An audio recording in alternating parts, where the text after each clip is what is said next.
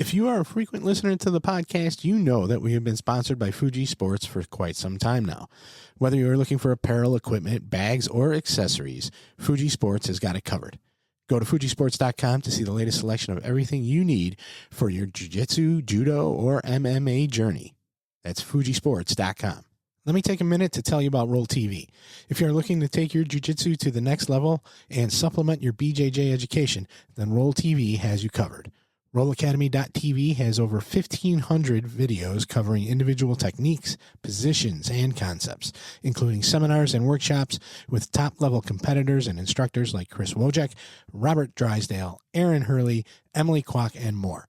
Whether you are a beginner or more advanced student, RŌL TV is the online platform that can take your jiu-jitsu to the next level. What's up, everyone, and welcome back to the 250th episode of the RŌL Radio. In this engaging conversation, Thomas and his guest, Zach Smart, discuss the deep love and commitment that comes with years of training. They delve into the infinite nature of jiu-jitsu, the balance between fun and fundamentals, and the importance of learning from failure.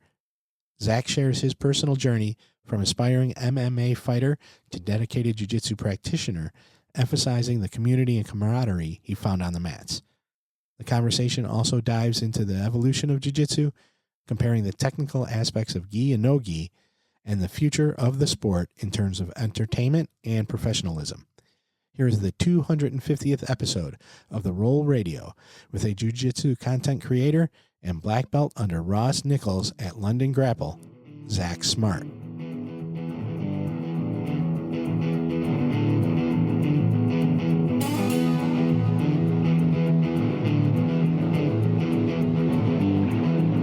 Welcome to RŌL Radio.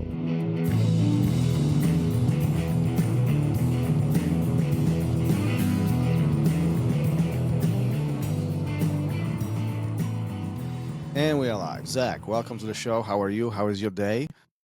I'm good, thank you very much. Thank you for having me on. And my day has been good, thank you. My day's been good.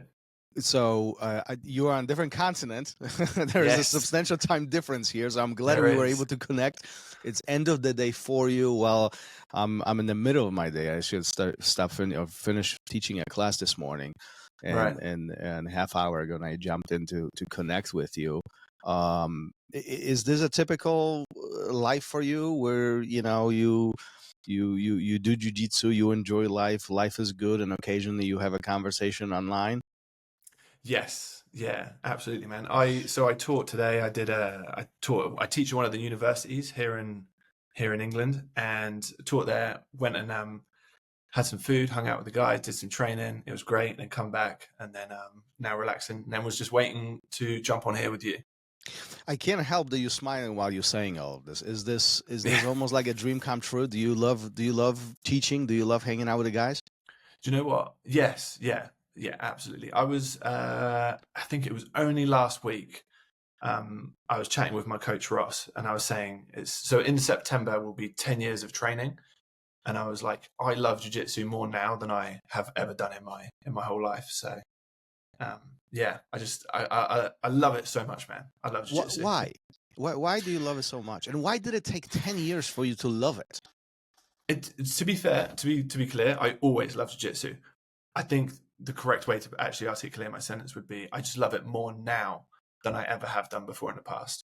What is so special about now versus 5 years ago? That's a really good question. What makes it more special? I think where I'm training, that's very, very important. The gym that I'm at, London Grapple, is an environment in which I think I thrive in.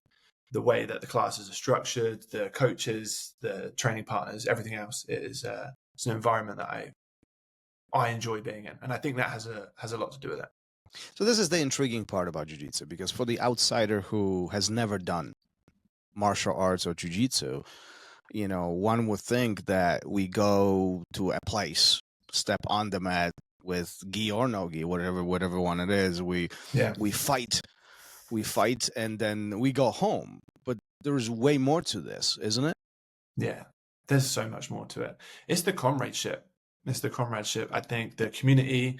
We had one of the girls at the gym. She takes videos and does photos as well. And she was asking some of us what makes us keep coming back? And I was like, I can't just pick one thing. So I reeled off a load. But one of the things that I said was, it's the you're never going to complete this. You're always going to have something new to learn. And that is one of the things that I love about jiu-jitsu, that it keeps me coming back. Because and you're not the first one. You're not the first one to say this. But again, for the outsider who has never done this before, they might think this is like an oxymoron. Like, this is this complete nonsense. Why would I start something that I will never finish? Like, where's the finish line? When do I achieve this? When is this? When is this completion point? Right? Like, even in other arts, martial arts, or even other sports, there is a point of achievement in a sense. Why not in jiu-jitsu? Why this is infinite? I don't know why it is infinite, but it is, right? And I guess unless you do it, you don't know that. You don't know that. Mm-hmm. And I think once you can accept that it's infinite, then maybe that will be the reason. Well, it's one of the reasons why I like to continue training, because it's always the consistent evolution of always wanting to get better. And I don't know why you'll never complete it, but I like that you never will. So at which point in your journey you have came to that realization that there's no end to this? Probably, honestly, it was, I think around, probably around my purple belt. I'm going to say probably I realized that, like, because I think when you start, right, you start as a white belt, and then all of a sudden years pass and you're a purple belt. And then when you look back to realize like how much you've learned as a white belt, and you're now a purple belt, roughly about halfway to the black belt, right? So once you then realize how far you've come, and then you compare yourself to maybe your coach or some of the higher level athletes that may be in your gym, if you're fortunate enough to train with them. And then you can just see, well, I've come this far and I've learned so much, but I have so much more to learn. So probably around then, I reckon, probably around then. What was the thought? What made you realize there is so much more than what you've done? I mean, purple belt, that's several years on the mat. Mm-hmm. I mean, we're not talking about checkers, or we're not talking about swimming or riding a bike. I mean, those activities can be, maybe not mastered, but we can get hang of it fairly quickly. We're talking about years, and, purpose, I mean, we know what we're doing, but there's so much more missing. I think I heard someone once say before, I don't know if this is true or not, and please correct me if I'm wrong, but I think someone once said that roughly the equivalent amount of time from white to purple is going to get you a black belt and a lot of other martial arts. That might be accurate. Yeah, that might be I don't accurate. know, but I say that just to be basically, again, insinuate the depth that jiu-jitsu has, right? It's the depth. How deep is it? Oh, again, bottomless. It's bottomless. And again, I know I sound like maybe I'm just repeating myself here, but it's just that's what I learned.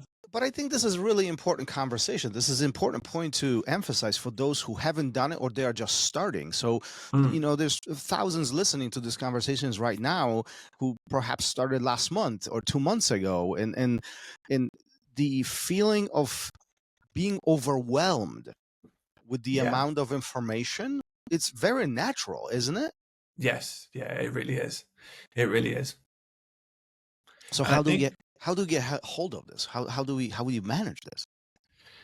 I think accepting that it is what's the best way to say this? Less is more, actually. Less is more. If you're at the beginning of this, right, just start with less. Don't worry about trying to do the crazy reel that you saw on Instagram, the crazy highlight. Don't worry about all this stuff, and don't compare yourself to like the higher belts are in the gym, or even the guy that's been there 6 months longer than you. Like just let it go. Less is more. Focus on one or two things, and it becomes more enjoyable then as well. I think it becomes more enjoyable. But yeah, we both know that nobody listens to this advice. Nope, they do not. They do not. Everybody. First of all, I was just literally saying this to somebody else. I feel like if if you are not flying or inverting, is not cool these days. Like like the grounded jiu-jitsu just kind of, I don't know, it's very boring to many, but yet there's, the cool stuff doesn't always get the job done, does it? No, it doesn't. It does sometimes though. It has a place, but the longer I do jiu-jitsu, the more I find myself just reverting back to fundamental stuff. I don't know who, I'm curious what your thoughts on this. Somebody made this analogy, this phrase, a while back when I was talking to them, and they said, jiu-jitsu is like eating candy and vegetables, dessert and vegetables. Like, dessert is fun. It tastes good, it's sweet, you want it all the time, but if you eat it all the time, you're just gonna fall apart. You're gonna be sick, and you're not gonna. There's no nutrition in it. Now the vegetables are the boring ones, the ones that nobody wants to eat, the taste. So it's the balance where you need the vegetables, they have the necessity. Those are the boring techniques, the old school, the basics, the core, and then you have the flashy stuff, the desserts, the inverting, the flying, all the other things. And as long as you keep the balance, life is good. The moment it starts swaying, this is where it becomes either boring or not productive. What do you think about that? I've never heard that analogy, but it makes total sense. It's completely appropriate. And I think it's important to do the thing in jiu-jitsu that you enjoy the most, right? But at the same time making it fun. At the end of the day, the majority of people that do this sport are it's their leisure activity. It's the people, they do it for fun, right? So having the sweet is important, but having the fundamental or the vegetable, is also important. And it is the balance, right? But you have to have the sweet because it tastes good, it looks good, and when you hit it, it feels nice as well. It feels nice, good, right? It's always the best when you get it on your best friend who you talk a lot of crap to, and you can get that flashy back take. Oh yeah. That always feels nice. Oh yeah, you drive home, you get back home. There's a lot of pride. It's a good day. It's a good day, isn't it? It's a real good day. Do you remember? Real good day. Do you remember days like this for yourself, where you had a good day? You had that, maybe not the move the instructor was showing, but the one that really was cool. The whole room got your attention. You got the whole room's attention, and it felt good going home. I remember I hit I rolled with, there was a guy named Felipe who used to train with us at my old gym, and he left and then came and visited us, and I was a blue belt at this time, and I'd hit we were playing, if I remember this correctly, it was years ago now, but I played De La Hiva, and I managed to off balance him, and I boloed him, and he was a brown belt and I was a blue belt, and my coach at the time was watching, and also my best friend was sat next to me watching. And the fact that I was able to hit that on him was that was the sweet. That night was the sweet treat. They had the whipped cream on it and everything. That was real nice. Oh, that was good. Those are the best moments, right? But in all reality, we need those moments. Otherwise, this becomes boring and becomes almost work, almost grind in a sense, where it's just not as present, right? I totally agree. Totally agree. Like I said a moment ago, the majority of people that do jiu-jitsu do it because it's fun. They want to have a break from their boss that whinges at them. They want to come to jiu-jitsu and let off some steam, have fun, hang out with some guys, learn some cool techniques, and just enjoy it. And that's one of the most important things, I think. But then let me ask you this, because I think this is where the gray area comes in. Okay. We also need to learn things. Yes. And if we have only fun, are we learning? Right? So I don't know how it's at your academy, but I've talked to many people where there are students who come to socialize. They come to just have fun, have friends, and they are not so interested in getting better. They simply want to play. Let's just, for lack of a better term. Is this beneficial to them? Are they really getting better then? Are they wasting their time in a sense? Okay, so I think that you will always get better if you show up. Will you progress at a fast rate? No, you won't. It's exactly what you said a moment ago with the vegetables and the sweet, right? It's the balance. It's having the fun, but also coming into training with something to work on specifically. You know, like don't come in and just spar hard with your friends all the time. Like, actually, when you're sparring, like, think about something specific that you saw Adam Wozinski do and you from his instructional, and you're going to take that way to your training and then implement that. And this way, I feel like you can improve and get better at the same time while also still having fun. But that's hard, isn't it? It is. Striking the balance in most things in life, I think, is hard. What you're describing right now is putting some thought into the jiu-jitsu before you arrive to jiu-jitsu. Yes. You got to plan this a little bit ahead. This is not just, do whatever you want in a sense. That requires a thought, planning, even a little bit, but there's an effort behind this, right? Yes, there is effort. And anything that is worth having is worth putting in effort. And and getting good. Yeah, it's good, isn't it? Getting good at jiu-jitsu is worth having. It's worth putting the effort in. So, well, then let me ask you this. If this is so simple, how come not everybody does it? I think people like to complicate things in order to use it as an excuse not to do it. Yeah, I think so. I'm taking a wild guess here, though. Honestly, I think that would be it. I think a lot of people just like to complicate things, and it's not. It's not. I heard this phrase, speaking of complicating things, I heard this phrase a while back. This is probably 15, 20 years ago, but somebody said, jiu-jitsu is simple. People make it complicated. Yeah. Why Who said that? Was that Roger that said that? I don't know, but one of the old school guys. But it really stuck. I was probably a blue belt when they said this, and it really stuck with me for years now. And I even say it to my students, and they laugh at me. It's like, jiu-jitsu is not simple. I was like, well, but it really is. Jiu-jitsu is simple. It's complex. There's many layers to it. We need to understand and comprehend it, but there is a simplicity to it, when we understand what is happening. But I feel like oftentimes we try to make it more complex than it actually can be. Like adding extra things that are unnecessary. Do you feel the same way? Yeah, I feel like people do. But I feel like, particularly at the beginning, I feel like it's just, and I don't even think it's intentional, actually. I think people just, they think more than perhaps they need to. I don't know. Is that the right thing to say? I don't know. But I found that at the beginning, like I would make it more harder than it needed to be. I'd make it more, like you said, complex. But as years gone on, I don't invert as much as I used to. I still do sometimes, but I just make it more easy. I just make it easier for myself. Less. I think I said this earlier on. Less is more. Less is more. Less is more. I would rather have a deeper understanding of a handful of things than try and just be good at everything.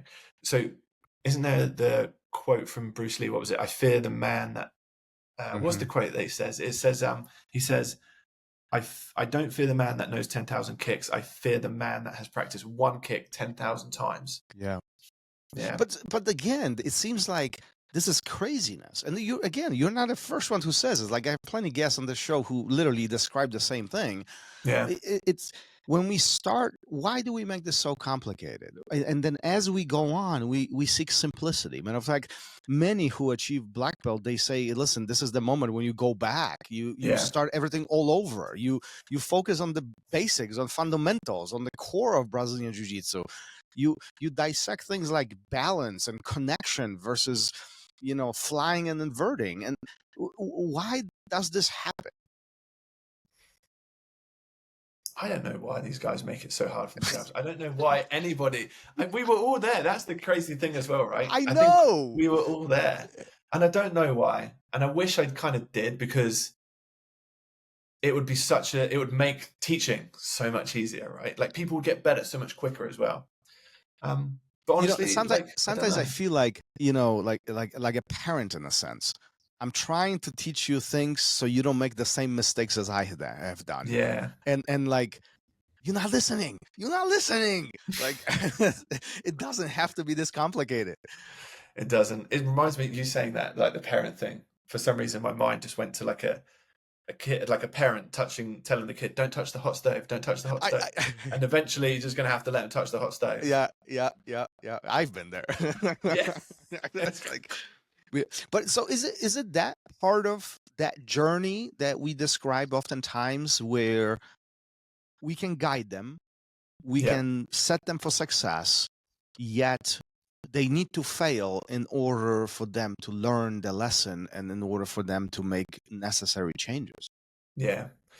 I think everyone, yes, in answer to your question, I think that it's important that we fail. In a way, failure is it's a privilege because you can learn from that, should you choose to learn from it. And I think that's the big one. Yeah. Should you choose to learn from it, right? Yeah. Because not everybody does, right? No, they don't. Trying to do the same thing over and over again and expecting a different result is the definition of insanity or whatever it is, right? So, yeah, I think choosing to learn from it, being open-minded, is super, super important. Is that one of the big characteristics behind successful people in Jiu-Jitsu? The simplicity of identifying the problem, troubleshooting and fixing it, but also recognizing it that this simply doesn't work at this point of time and change is needed. Yes. Being open-minded enough to having that acknowledgement to yourself. Yeah, absolutely. I think so.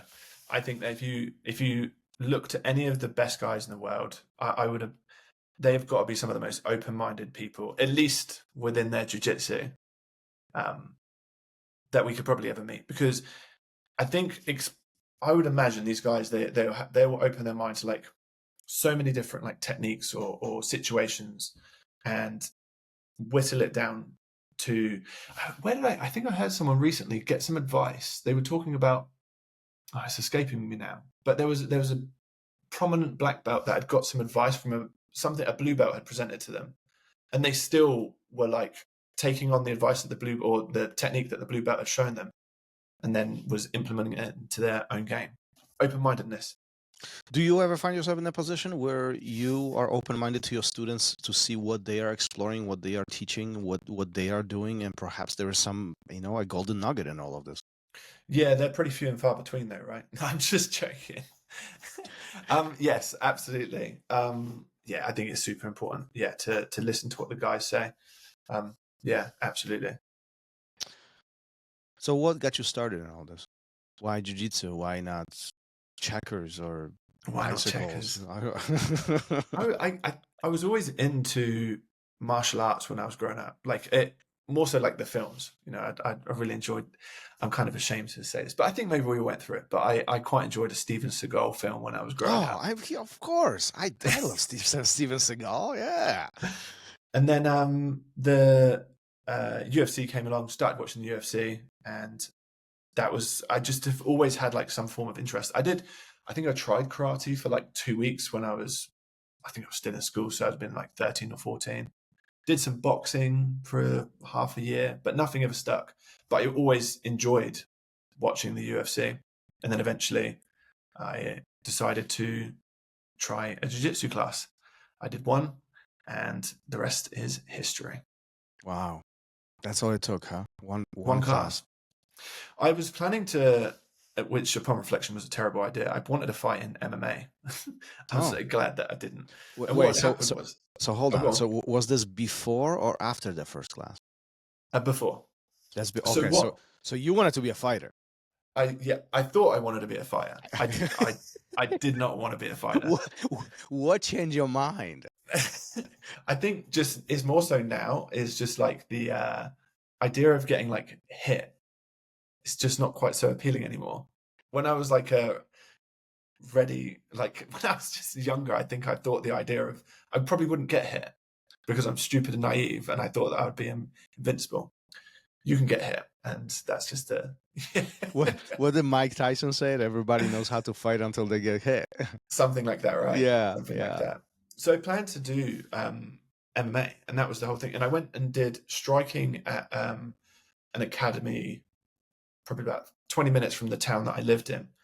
I was doing like a week's trial class, and on the last day, I was actually going to sign up as well. I did the week trial, and I was going to sign up on that day. We were doing a drill, and I rolled my ankle really, really badly. And I therefore then didn't sign up, and I took a couple weeks off, but I couldn't really do any movement, too much movement on my feet. And the plan was always to do striking at this particular gym just outside of where I used to live. And then a gym had just opened up in the same town, a jiu-jitsu academy had just opened up in the same town that I lived in. Once my foot got to a certain amount of recovery, I thought I'll go and try this jiu-jitsu class out. And then I did one class, and that class I was so good, I never went back to the striking place and just stuck with jiu-jitsu ever since. So what was so appealing about the jiu-jitsu that you literally change your, plan or dream? I mean, it seems like you really wanted to fight, but that pivoted, that changed, that turned, right? Yeah. What made me stay? I think, again, there was a good group of people there when I first, one of my friends was there, actually. We weren't as close as we are now, but we were buddies at the time. And he was trying to convince me to come down. He was like, you should give it a go. So it helps that he was there. And then I think the coach that was there at the time, or still is there, sorry, the gym owner, the way he taught, I thought was really good how I understood it at the time as well. He taught, if I remember correctly, it was actually side control escapes. And I think I was able to be pinned by someone, and then I was able to do the techniques that the instructor had shown. And I therefore felt good because I had, like, something was imparted to me and I did it and it worked. And I think that's an important thing as well, is that if I didn't have so much success at the beginning in terms of just getting the technique right, maybe I wouldn't have gone back. I probably would have gone back. I'm pretty stubborn. So are you? Yeah, I am a little bit. Yeah. So is that important part of our first day, our first week, that success factor for a brand new student? I think so. I think that's pretty important, right? They've got to feel like they've learned something, and what they've learned actually works as well. So it's like, I always think about with jiu-jitsu, it's like you take on knowledge and then you take that knowledge and turn it into a skill. And the tricky part on the first lesson, if you can ever do that with someone, is exactly that. Give them something that they can learn and do within the hour or 90-minute class that you have with them. What that is, I don't know. But therefore, because if they do that, then they actually leave feeling like they've learned something and it worked. So whose responsibility is it then? If we have a student, new or not, doesn't matter, but an instructor is teaching, and student is getting it or is not getting it, right? Whose responsibility is this on the student? Meaning perhaps they were not open-minded, or they didn't listen, or they are not capable, whatever the case might be. Or is it the instructor who needs to present this a certain way and needs to make them successful? I would just take personal responsibility. It's on the instructor. It's on the instructor, right? Because they don't know. So I'm assuming because they don't know, they should come in with the most open mind as possible. They should come in with arms wide open, ready to take on any and all information. So I feel like it's on the instructor to create a session for that individual where they can learn and implement the new thing to the best of their ability. I'm not expecting these guys to come in and then do berimbolos on their first day, But for example, if we could show them like an Americana from the side control, that's not out the realm of possibility. And they could do this. We could put them with someone, even if you put them with like, maybe could lull them into like a little bit of like, is it like not false sense of security, but it would be like put them with a good blue belt, someone that that you can trust. The blue belt's going to make it hard for them, and not impossible. And they get that submission. They walk away thinking, God, I actually managed to submit that blue belt today. That guy's been training for a whole year. So Zach, is that real? Because at the end of the day, I'm kind of playing devil's advocate here, but like, please do. Like, but like, in a sense, they are walking away. It's like, oh yeah, I got this. I submitted the blue belt, right? This feels good, right? I got it. But if it's set up in the sense of they are succeeding no matter what, then how does that work? I think this is a good way for us to bring people in, because I think the alternative is, well, it's maybe not the alternative. I think you have like the three options: is we can set up an environment where they can come in, learn, have a good session, and then leave, and hopefully we can retain them. And in the long haul, they stay and they train for 10 years, they get their black belt, and it's great. It's an amazing journey for them. The other scenario is that they come in, they don't do terribly, they don't do well, and they stick it out. Or the other option number 3 would then be they have a really terrible session and then they just never come back. I would definitely lean in favor of maybe structuring their class in such a way where they're more likely to want to come back and continue training. Yeah, that's definitely a big factor that I think some do miss. I mean, being around for a while, like I see some academies, I think it's getting more accessible these days, and I think we do care about people staying and really having this accepting and safe environments. But there are still some academies that will, throw people into a shark tank, and like it becomes an interesting environment, right? Yeah, so bad. Yeah, it's so bad. I don't like hearing stuff like that, especially as the sport is growing, and like I said, it's quite accessible now. It's everywhere. I hate that. I hate that stuff. That people that have had bad experiences. We had a guy come into London Grapple recently. I'm not going to say which affiliate he came from, but it is he came from an academy, and he said, depending on the instructor's mood, he was like, sometimes we'll do technique, sometimes we'll just spar. If he's in a bad mood, we just spar. And it's just like not an environment where anyone's gonna. Well, so let's dig into this a little bit more. Why some instructors or academies or affiliations are so disorganized? Why there is no structure to all of this? And I'm like, if we compare this to other martial arts or other sports, I feel like Jiu-Jitsu is one of the least organized organizations or martial arts in general. You look at wrestling, I mean, it might not be a martial art, but there is an organization to it, right? Well, you look at judo is extremely structured. Yes. You look at others, there is a curriculums, there is a lot of frame around what is being taught and how it's being taught. And for some, maybe this might be too much, but I feel like Jiu-Jitsu is swaying the opposite direction, where it has a lot of freedom. Everything is, kind of shoot off the hip and kind of flow as it goes. Yeah. And in recent years, we are making some of these changes to structurize this. Why do you feel it's that way? I wonder if it's something to do with how young the sport is. I think even for us, I think that maybe, and don't get me wrong, it's been around some time now, we know, but like, I feel like it's had this real big boom in recent years, right? Like I think because of that, even though it has been around for a while, I know I feel like I'm somewhat contradicting myself here, but even though it has been around a while, it's still young, and I think there is just an awful lot of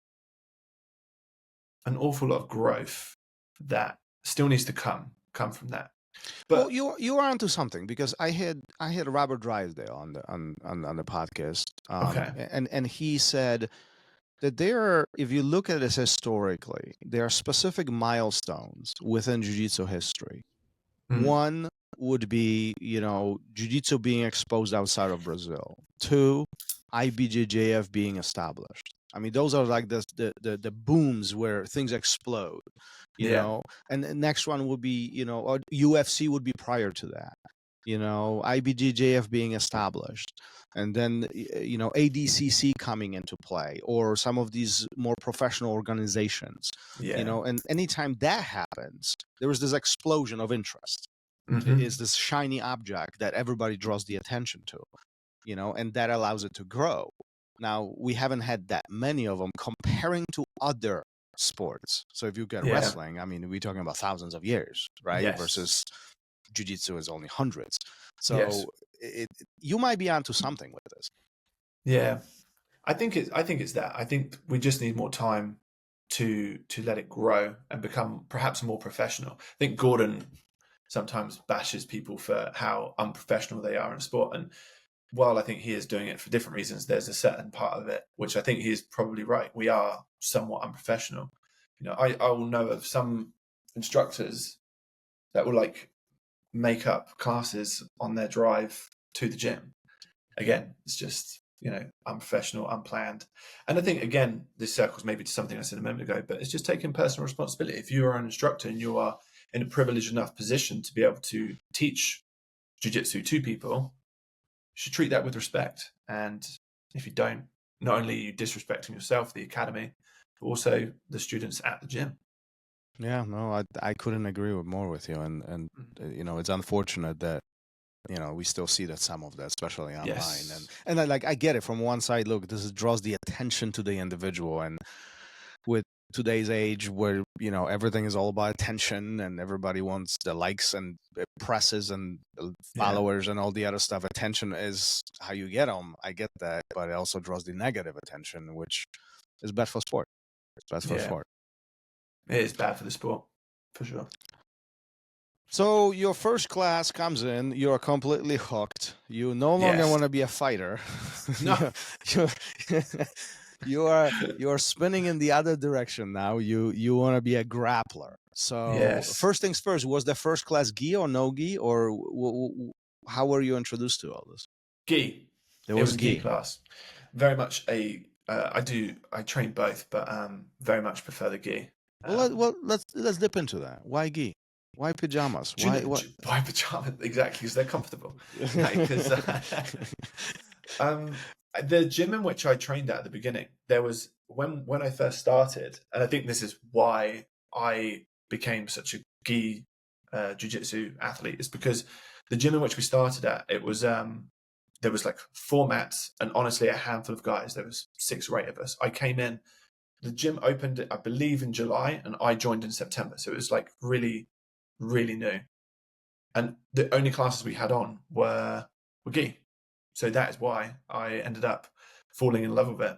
And then we eventually, the club grew, and eventually there were no gi classes on, but I think we had 1. And I think when it didn't align with my training schedule at the time. And then I just fell in love with the gi. So let's answer this controversial question. Which one is more technical? Gi or no gi? The gi. Well, you know that no gi guys will say the opposite. Yeah, there's infinite more techniques. Like there's so much more to learn. But they will say that there is no friction in no gi, which means that you have to be more technical. I think that's a very good counter argument, to be fair, isn't it? That is good, to be fair. That's very good. I think that yeah, you're right. You're right. I think because is the gi more technical? Yeah, I think they're probably equally technical in their own ways, but there is definitely more to learn in the gi simply because of, you have like just lapel guard. That's a whole option of techniques that doesn't even exist in no gi. So I think to say that is one more technical than the other? That is a great question. Or perhaps they have their own technical flavors in their own respective areas. Yeah, I like that. I like that. They're technical in their own ways, right? Because the leg locks have so much depth to them, and well, even just like one can argue that no friction makes it more technical. Another can argue that friction forces you to be technical because you're not as slippery. So like we can argue this both ways. Yeah. And I don't think we'll ever agree on that. No. I heard Fionn once say, I think she said gi is, oh God, maybe I shouldn't quote her, but I think she said gi is more technical. She was like, in no gi, she said, I can just like slip out of stuff with no technique, but because it's slippery and wet, I can just like slide out of things. Yeah. So like you say, it could go both ways, right?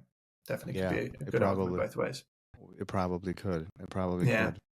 Do you feel that the NOGI is taking over the world of Jiu-Jitsu in a sense of popularity and where this is going? And I mean, like, look out 100 years from now when both of us are 6 feet underground and nothing really matters to us. But do you think that as far as the trajectory of gi as a art, as a sport, as a activity, is the NOGI taking this over?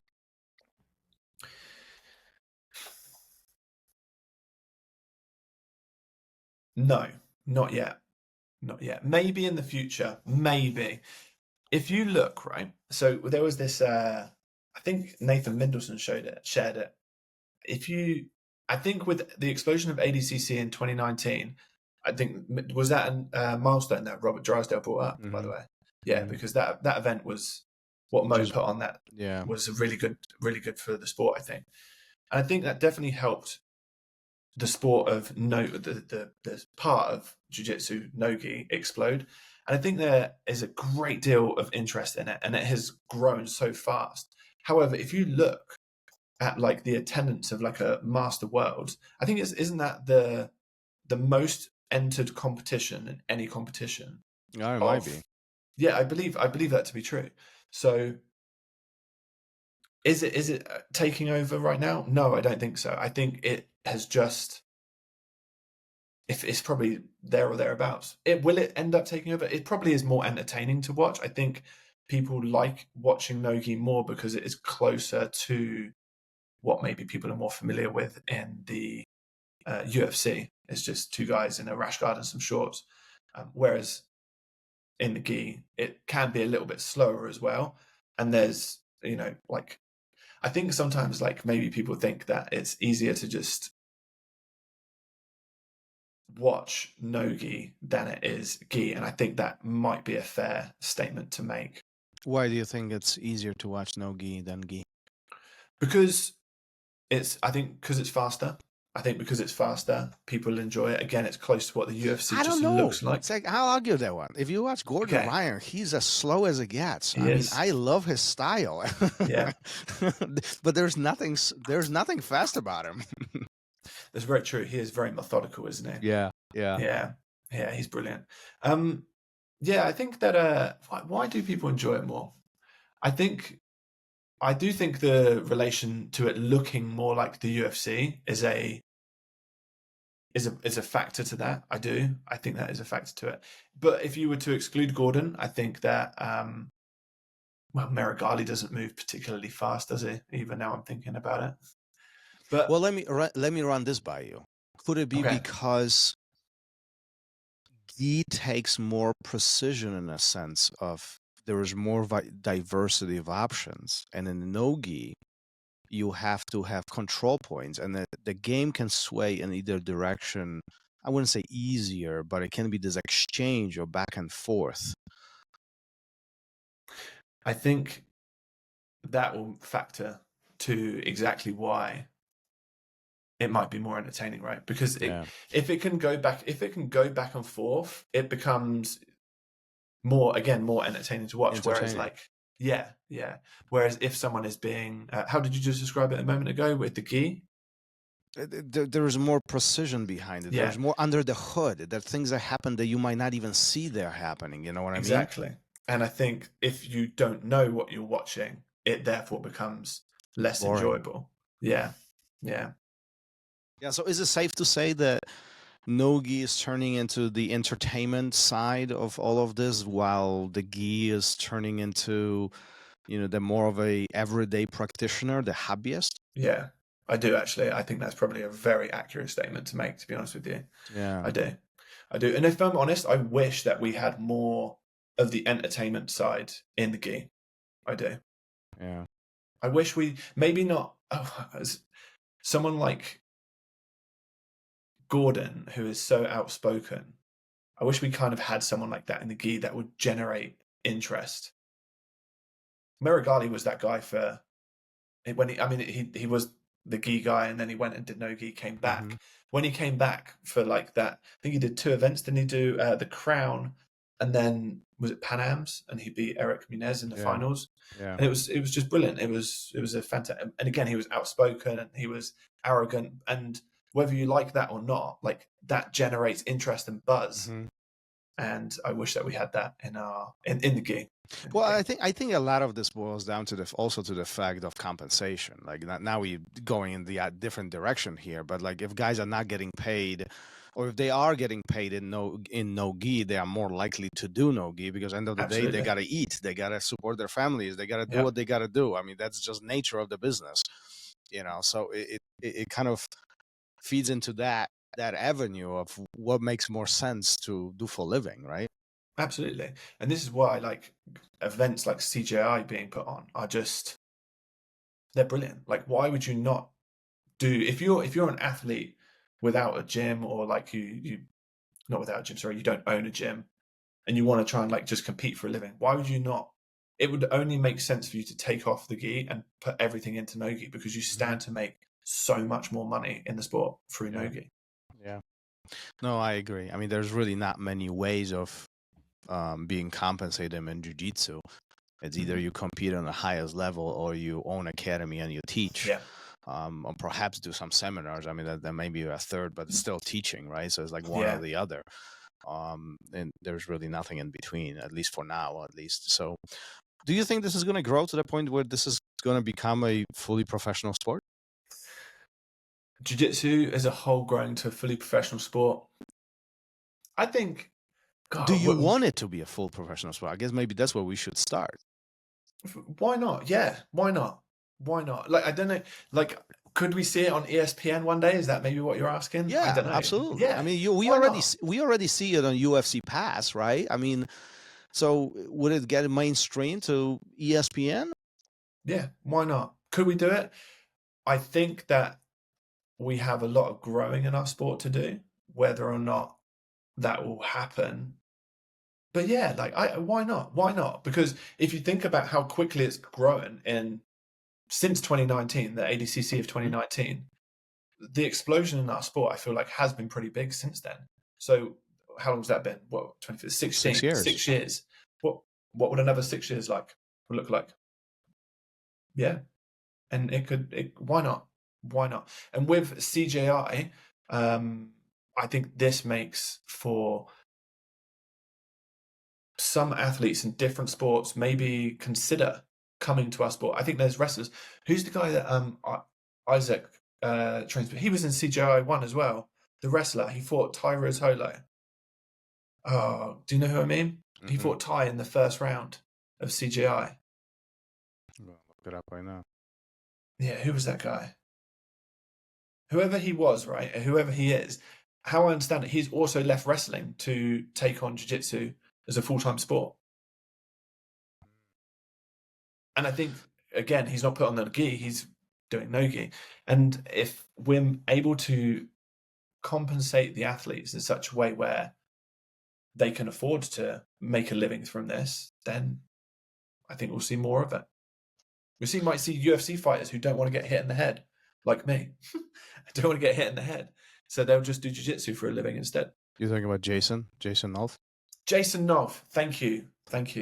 God, that would have killed me if you had not told me that. I would have jumped straight off of this and had to look on my phone to Google who it was. Yeah, Jason Nolf. I'm kind of embarrassed I didn't remember his name. So this is all going in a good direction. Where does this put you? For me, I want to continue to create content that is enjoyable for everyone to consume and is of value to them. I also want to find a way to monetize more than I already do through jiu-jitsu. And I think there's a really good, you mentioned earlier on, competing or owning your own gym. And I think there might be and then you mentioned seminars as well. But I think there might be another one in there we could add in, is instructionals. And I think if you can market yourself, build up a social media presence, then you can get opportunities with BJJ Fanatics, or maybe using your own platform. You see a load of guys using Patreon. And I think this is something that I would like to do in the near future. Do you think that's an easy task to do these days? And you have quite a bit of following. You're putting content out there, but so do 1,000 other guys. And even BJJ Fanatics is a good example. And I love Bernardo. I have a great relationship with him. And, I have my content on there. But like the bottom line is there's probably tens of thousands of different instructionals, right? And so at which point you disappear simply because of the saturation. Yeah. And this is where it's so important, I think, and I think Craig bangs on about this quite a lot, but this is where it's important to market yourself. Build an audience that comes specifically for you or me, whoever it might be. There are so many people online sharing content, but I will always go back and check out what Don Bell's sharing on Instagram.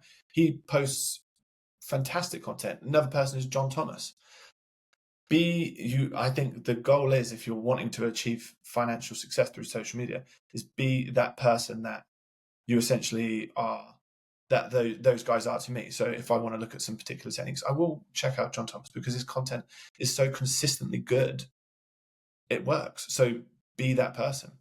And that's why I think marketing yourself well on social media is important, because for as great as Fanatics is, you do kind of just fall into the thousands of other instructors that are there. Yeah. So how do you do that? How do you stand out? Start by, I think, grow your social media in such a way where, how do you stand out? That's a good question. I think if you can be of value, that's what I would say. Stand out, be of value. With so many people, you are going to fall into a hub of other creators that share content, right?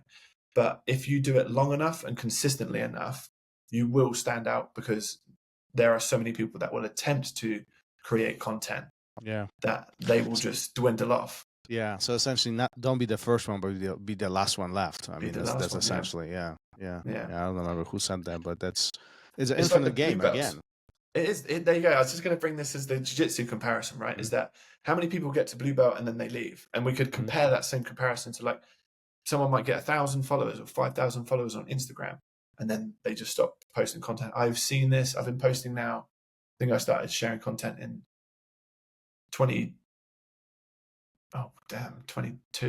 I think. I can't remember. September of 22. I forget. A few years now. And I've seen so many people come up and then leave. So many people have said to me, hey, can you give me some advice? And they post 1 or 2 drills. And I think that's the way to just stand out, is just be consistent. Be consistent. And you can draw that same parallel with the jiu-jitsu. If you want to be good at something, stick it out.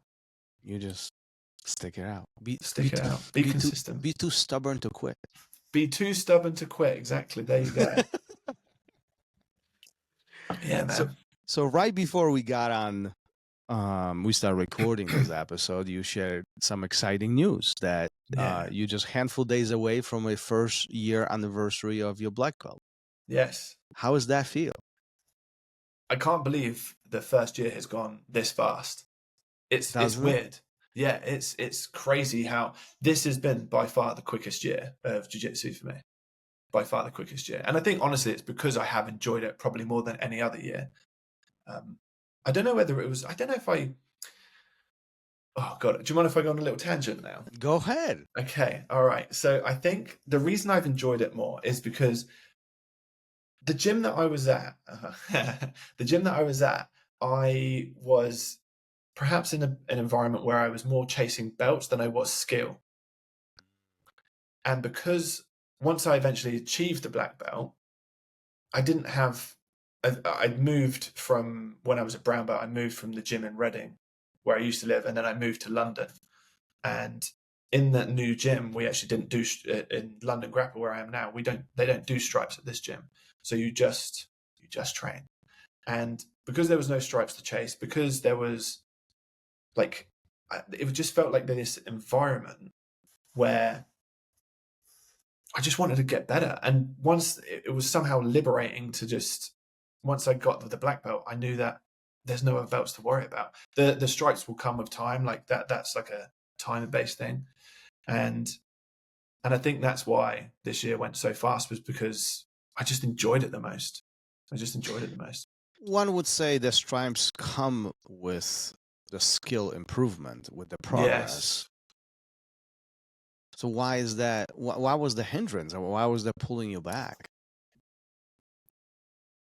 I think sometimes the stripes do come with that, but I think that stripes also are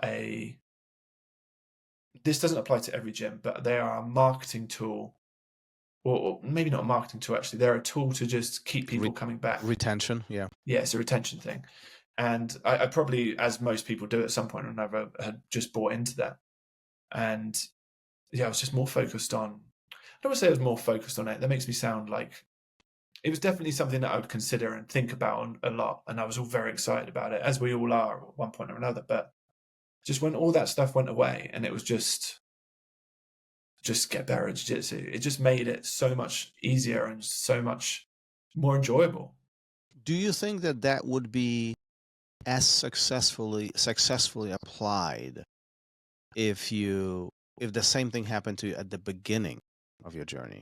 Meaning, you started your jiu-jitsu and there was no stripes, and for whatever year and a half, 2 years, there is zero indication whether you're making a progress. That's so interesting. Honestly, probably I would not have enjoyed it as much. Those stripes mattered so much at the beginning, as much as they did, right? Oh, I'm laughing because I know. It was, you fight for them. You like, this is a life of death, like tooth and nail. It matters so much to everyone at the beginning, and I think that I would I have enjoyed it as much? Probably not. It's funny how the pendulum swings, right? I've got like a completely different attitude towards it now, but no, I think I would not have enjoyed it as much. Was that your initial question? Is that what you asked? Sorry. Yeah. I mean, like, would there be a different response mentally in your head if this would happen? Because I mean, these situations occurred every single day out there.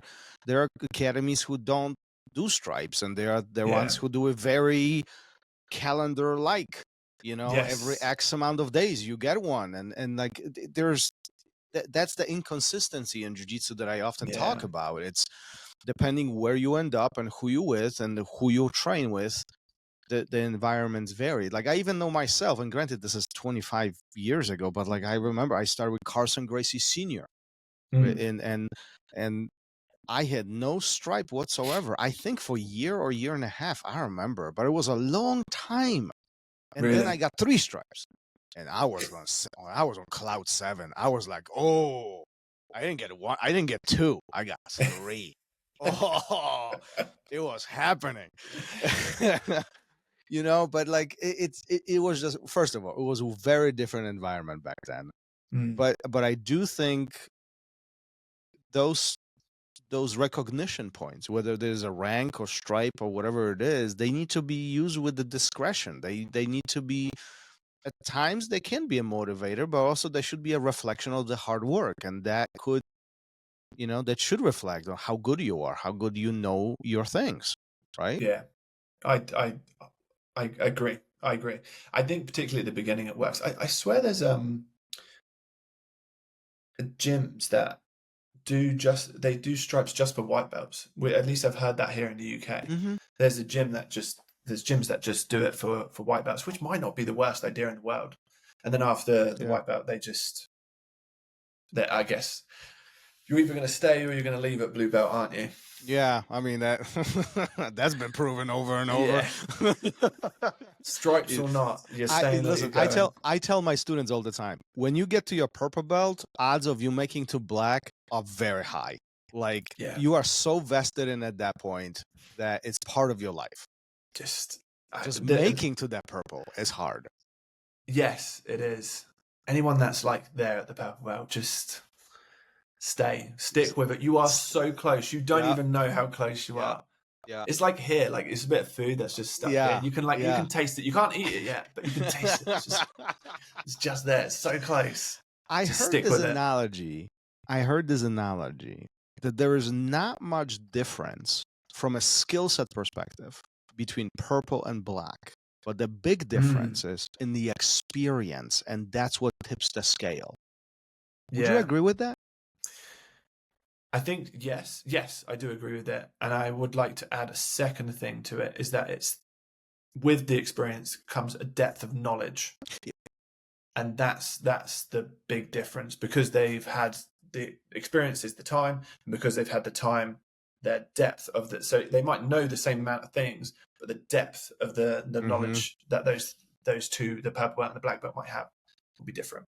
Yeah, and just taking that under consideration, that just tells you how much closer you are, right? Like it's just now. Is this why the purple belt is so fun, in a sense of that you can explore, creativity is flowing, and it is just it's not as rigid as blue, or the white belt is very overwhelming?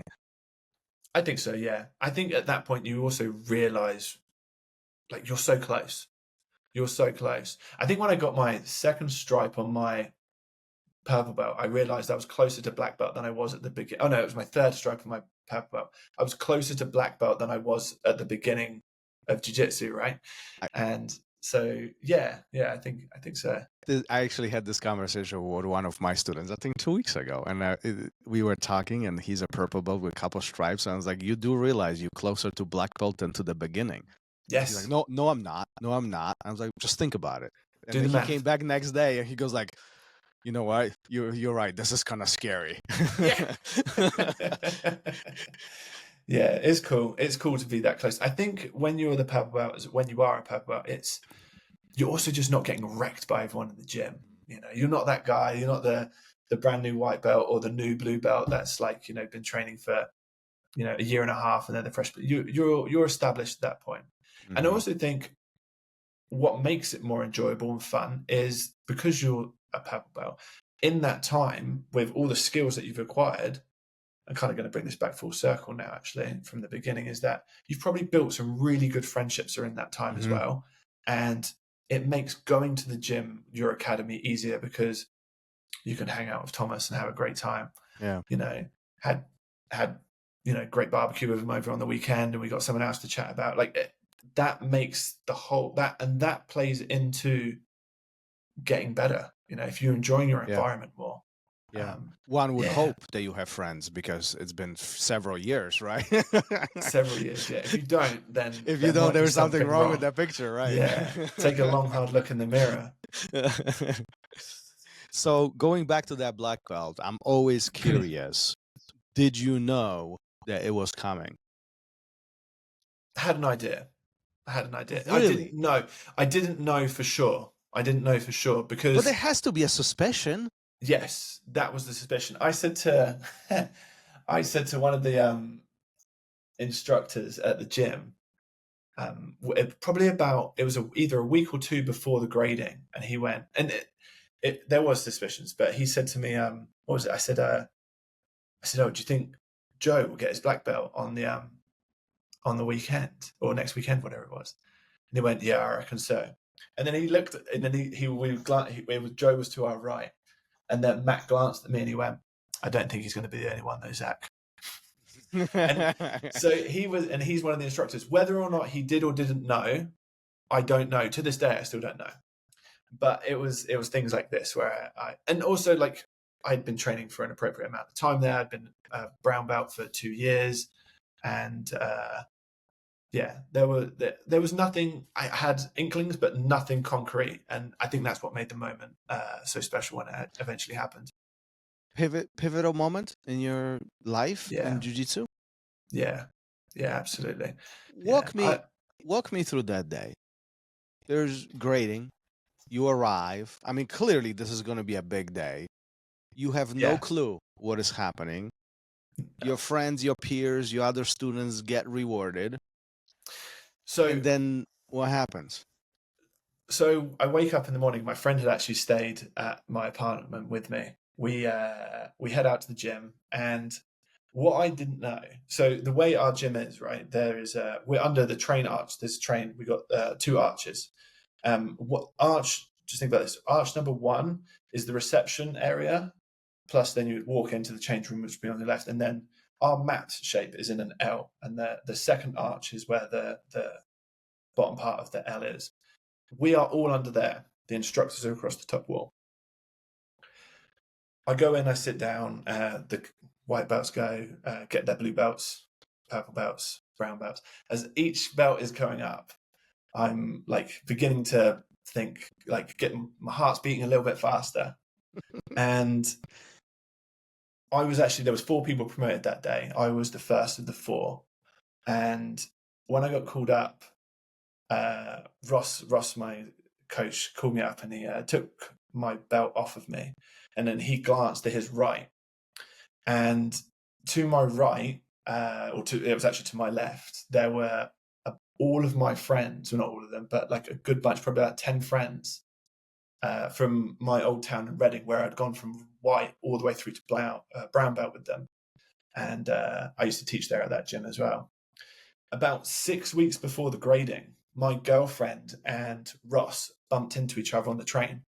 And he told her on that day that I was going to be promoted. So she had rounded up all of my friends. Oh, my mum was there as well. She had rounded up all my friends and family, and which was lovely. It was a beautiful, beautiful day. So he was promoting me, and and because of the arches, I couldn't see, but all of my friends were the other side of the wall. They were like 4 foot away from me, but they were just the other side of the wall. It was beautiful. It was a lovely day. It was the accumulation of 8.5 years of hard and consistent work. It was a beautiful day. So he calls your name. Yes. What goes through your mind? What? I can't. Nothing. I don't think anything went through my mind. I hung my head. Actually, I hung my head. So wait a minute. So you accumulate all this information over these years, and it's blank now. Yeah. Do you know what did go through my mind? Actually, was what I remember. Actually, is there was people where I was sat. I dropped my head, and then loads of people started like shaking me. So eventually, I stood up and I wandered over, and I remember thinking to myself, actually, be present. Just be present in the moment. And I think I got a video of it, and I think I do this to my face, and then pull my just run my hands through my head. And I remember looking down, and I remember thinking, just take it in, just take it in. That was what I remember from that particular moment. Getting from where I was sitting to being in front of Ross, I actually don't now you're asking me, I don't remember going from A to B. I just remember being in one place and then the other. Yeah. Why is this such a emotional moment to so many of us? I mean, those who don't train will say, okay, fine, you're getting recognized. Okay, it is a black belt. It is a big deal. Yeah. But it's so much more than this. I mean, just the testimonial of your friends driving in from a different town, and your girlfriend, I mean, mission impossible, right? Like getting them in without you knowing, and like they are in the corner so you can't see them. Like all of this, such a emotional moment. Why? I think that it's if you do anything for that long, it matters to you, right? No one does anything that they don't want to do for 10 years, right? Who does anything they don't want to do? So if you dedicate yourself for an extensive period of time, in my case, it was I think it was just over 8.5 years. But I think most people do it between, is it like 10 and 12 years or something? But I think if you just dedicate yourself to 10 years worth of anything, the moment when you achieve whatever it is, it just is, I don't know, it's a beautiful moment. I think it's the realization of all the hard work that you've put in over the years, the blood, the sweat, the tears, the competitions, the ups and downs, the lows, the sacrifices, the weight cuts, whatever it might be, and everything else in between, losing your job, not being fired, sorry, but like moving from one job to another, like just everything. Everyone's journey is individual. And I think that's also what makes every promotion so nice, so beautiful in its own way, right? I don't know. What's your thoughts on that? I'd actually be interested. Someone who's been training for, how long did you say, 25 years? Yeah, it's been a while. Yeah. But why do you think? well, hold on. This interview is by you. Why are we turning this? It's just such a power. It's a really powerful question. And, it is. But so here, I'm going to layer this, and I'll tell you my thoughts in a moment, but I'm going to layer this even deeper now. Okay. A moment ago, we said this is infinite game. A moment ago, we said there is no ending to this.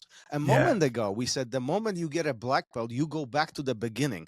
So with all these thoughts, that black belt shouldn't be as heavy, right?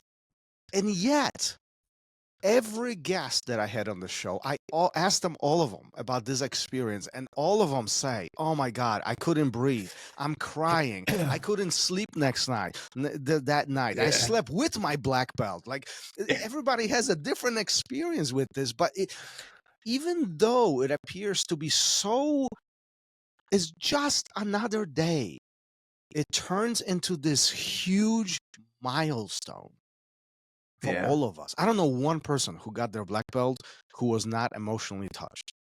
Yeah, I don't know that person either, and I don't want to know that person either, to be honest with you, because it wouldn't matter to them as much, you know.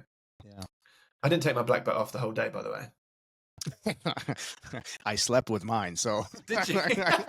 I totally did. I had it around my waist. I'm not. Nobody's taking this off. Nobody's taking off. Yeah.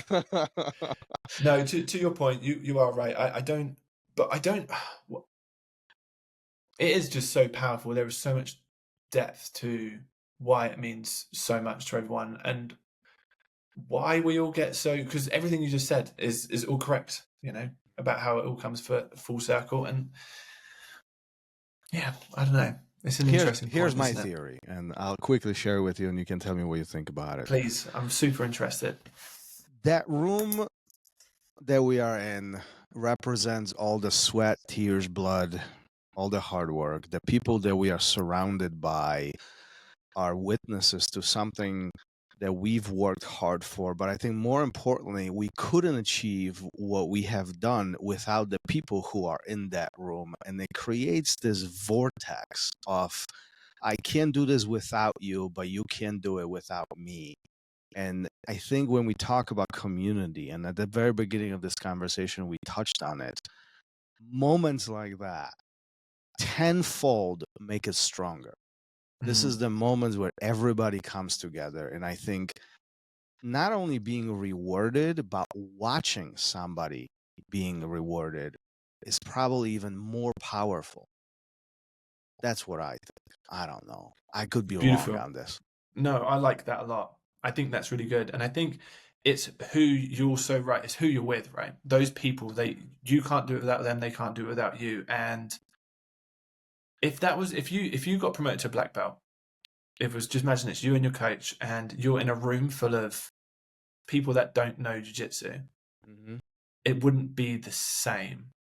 Exactly. But everybody in that room knows what you've been through, because they've either done it or they're currently going through it to get to that moment. You're so right. Yeah. I like that a lot. Beautiful, beautiful moments. And this is why I like the graduations or the grading events. I think they're super powerful at every academy, and I love them here at my academy. We do them every November, end of the year. You know, everybody gets in, and it's a beautiful, beautiful day.